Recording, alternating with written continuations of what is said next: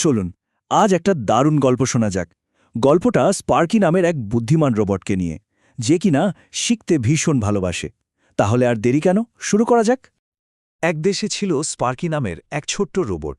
কিন্তু জানেন, ও কিন্তু 10টা সাধারণ রোবটের মতো একদমই ছিল না। ওর মধ্যে এমন একটা বিশেষ ব্যাপার ছিল যা ওকে সবার থেকে একেবারে আলাদা করে দিয়েছিল। ভাবছেন তো কি এমন বিশেষত্ব ছিল স্পার্কির? আচ্ছা, বলছি। স্পার্কিকে চালাতে কিন্তু কোনো রিমোট কন্ট্রোল লাগত না, কোনো বোতামও টিপতে হতো না।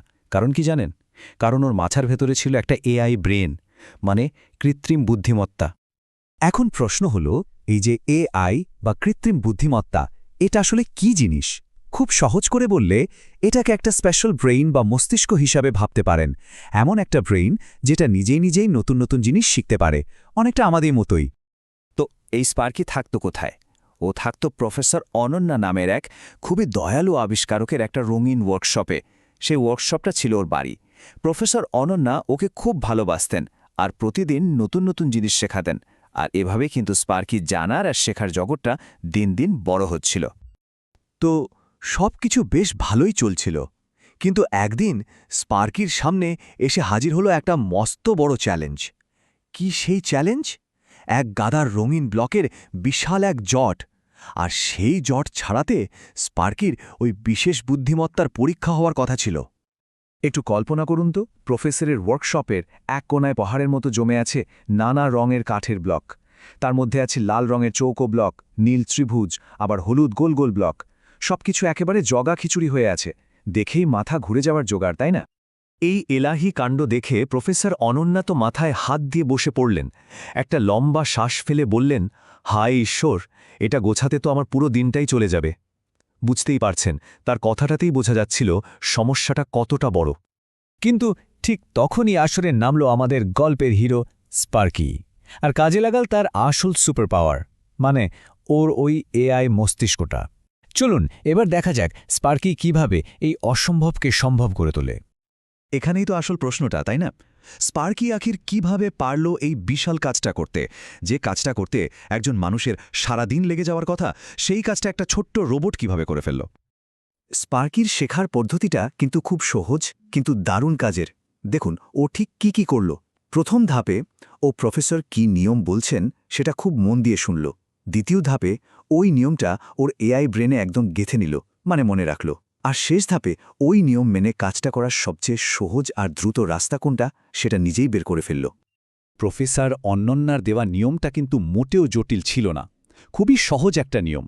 ব্লকগুলোকে রং আর আকার দেখে দেখে আলাদা করতে হবে।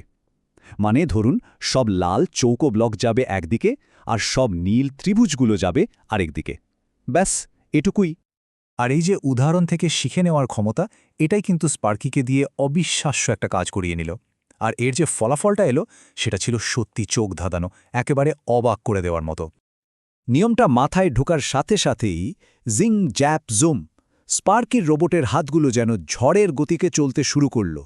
ওর এআই ব্রেনটা ওকে সাহায্য করছিল পুরো ব্লকের স্তূপটাকে একবার স্ক্যান করতে আর চোখের পলকে কোনটা কি রঙের, কি আকারের সব চিনে ফেলতে।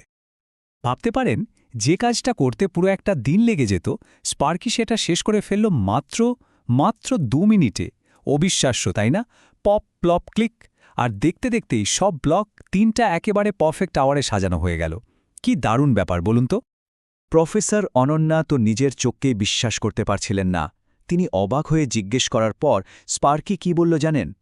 ও বলল, আমার এআই ব্রেনটা একটা সুপারফাস্ট ছাত্রের মতো। আমি আপনার দেওয়া উদাহরণ থেকেই সব শিখে নিয়েছি। আর এটাই হলো আসল কথা। এআই ঠিক এভাবেই উদাহরণ থেকে শেখে আর নিজেকে আরও উন্নত করে তোলে। তবে স্পার্কির কেরামতি কিন্তু শুধু এই ব্লক সাজানোর মধ্যেই থেমেছিল না। ও খুব তাড়াতাড়ি ওয়ার্কশপের সবার একজন সত্যিকারের হেল্পিং হ্যান্ড, মানে একজন সাহায্যকারী বন্ধু হয়ে উঠল। কি করত? আচ্ছা, যেমন ধরুন, ও ছোট্ট কাঠবিড়ালিদের বাদাম গুনতে সাহায্য করত, আবার নরম তুলতুলে বিড়ালছানাদের জন্য ওয়ার্কশপের সবচেয়ে আরামের জায়গাটা খুঁজে দিত।